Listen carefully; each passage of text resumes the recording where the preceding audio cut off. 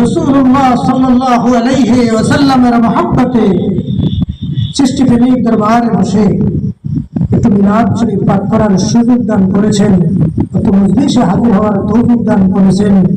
সেই মহান রব্বুল আলামিনের দরবারে একবার আমরা শুকরিয়া আদায় করি, আলহামদুলিল্লাহ। আলহামদুলিল্লাহ। সাথে সাথে স্মরণ করছি দুজাহানের বাদশা নবী, কামলেওয়ালা নবী, নূরুল আলা নূর মুহাম্মদ রাসূলুল্লাহ সাল্লাল্লাহু আলাইহি ওয়াসাল্লামকে, ইয়া রাসূলুল্লাহ। সম্মানিত আশিকান, আসলে নবীর দরবার এবং ওলি আল্লাহর দরবারে উপস্থিত হওয়া একটা ভাগ্যের ব্যাপার। কিসের ব্যাপার? ভাগ্যের ব্যাপার। মহান আল্লাহ রাব্বুল আলামিন যার প্রতি বিশেষ দয়া করেন, মায়া করেন, যে বান্দাকে আল্লাহ নিজ রহমত দ্বারা কবুল করেন, কেবল সেই ব্যক্তিকে তিনি ওলি আল্লাহর দরবারে হাজির করেন। আল্লাহ রাব্বুল আলামিন যেই বান্দার প্রতি রহমত নাযিল করেন, যেই বান্দাকে মায়ার সাদরে, দয়ার সাদরে কবুল করিয়া নেন, সেই ব্যক্তিকে ওলি আল্লাহর সুহবত দান করেন, ওলি আল্লাহর সাক্ষাৎ দান করেন, ওলি আল্লাহর দরবারে হাজির হওয়ার তৌফিক দান করেন এবং অন্তর থেকে ওলি আল্লাহকে ভালোবাসার তৌফিক দান করেন। সুবহান।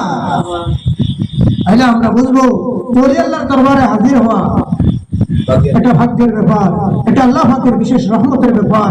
আল্লাহ রাব্বুল আলামিন যাকে বিশেষ দয়া এবং রহমত করেছেন, তার মায়ার চাদরে কবুল করে নিয়েছেন, কেবল সেই ব্যক্তিই ওলি আল্লাহর দরবারে হাজির হতে পারে। সম্মানিত হাজিরিন, বর্তমান যুগে একটি বিষয় নিয়ে বেশি সমস্যা সমালোচনা চলতেছে।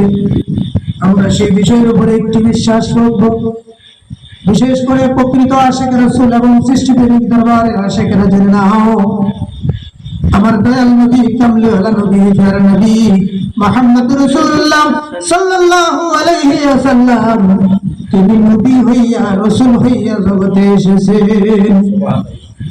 আমাদের মাঝে এখন আমাদের এই বর্তমান পৃথিবীতে কতগুলি মানুষ আল্লাহর সৃষ্টি, তারা বলে থাকে নবী 40 বছর পরে নবী হয়েছে, বললেন নাউজুবিল্লাহ। সকল নবীগণ নবী হইয়া জগতে এসেছেন। কি হয়েছেন? সকল নবীগণ নবী হইয়া জগতে এসেছেন এবং কি আল্লাহর ওলিগণ ওলি হইয়া জগতে এসেছে। কিসের 40 বছর? 40 বছর একটা বিশেষ হাকিকত আছে, সেটা অন্য সময় প্রকাশ বলবো। শুধু বলবো 40 বছর বয়সে তিনি ঘোষণা করেছেন, নিজের আত্মপ্রকাশ করেছেন, কিন্তু তিনি নবী হইয়া জগতে এসেছেন। তিনি সৃষ্টির শুরুতে নবী, তিনি সৃষ্টির শুরুতে নবী। আমার দয়াল নবী, কামলিওয়ালা নবী বলেন, কুনতু নবিয়্যান ওয়া আদামু বাইনাল মা'i ওয়াত তিন। আদম আলাইহিস সালাম যখন মাটি আর পানি, আমি তখন নবী। তিনি সৃষ্টির, আদম সৃষ্টির পূর্বেও তিনি নবী ছিলেন, তিনি নবী হইয়া জগতে এসেছেন। সুতরাং যারা বলবে 40 বছর পরে নবী হয়েছেন, তারা ভ্রান্ত আকীদার লোক, তারা আমাদেরকে ভুল মেসেজ দিচ্ছে। আমরা তাদের থেকে দূরে থাকবো, তাদের থেকে দূরে থাকবো। মানে তারা সামাজিক জীব, সমাজে আমরা বসবাস করবো, ঠিক থাকবে, তাদেরকে আমরা দূরে ফেলবো না, দূরে ফেলবো না। তারা আল্লাহর সৃষ্টি, এই হিসেবে আমরা ভালো বাসবো, কিন্তু তাদের থেকে আমাদের ঈমানকে হেফাজত করতে হবে, ঈমানকে দূরত্ব রাখতে হবে। তাদের আকীদা আমরা বিশ্বাস করব না।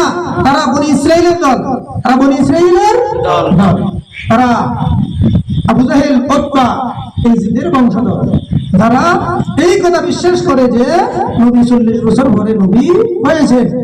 আমার প্রকৃত আশিক রাসূল যারা এবং সৃষ্টিপ্রেমিক দরবারের আশিকরা, তোমরা নিজেরাও বিশ্বাস রাখবে, নিজেদের সন্তানদেরকে, আওলাদদের কাছে, পরবর্তী প্রজন্মের কাছে যেন পৌঁছে যায় যে আমার নবী নবী হয়ে জগতে এসেছেন, তিনি সৃষ্টির শুরুতেও নবী।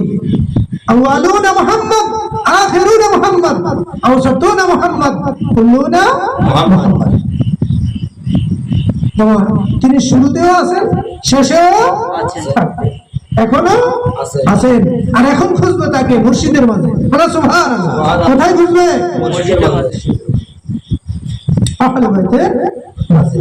তাহলে আমাদের আজকে থেকে এই ঈমান মজবুত করে নেবে, আমার নবী সৃষ্টির শুরুতে নবী হইয়া জগতে এসেছেন, তিনি বেনজির বেমেসাল, তার সাথে কোনো কিছু জগতের কোনো সৃষ্টিগুলোর সাথে তুলনা হয় না। একটা করে কাজ করবে।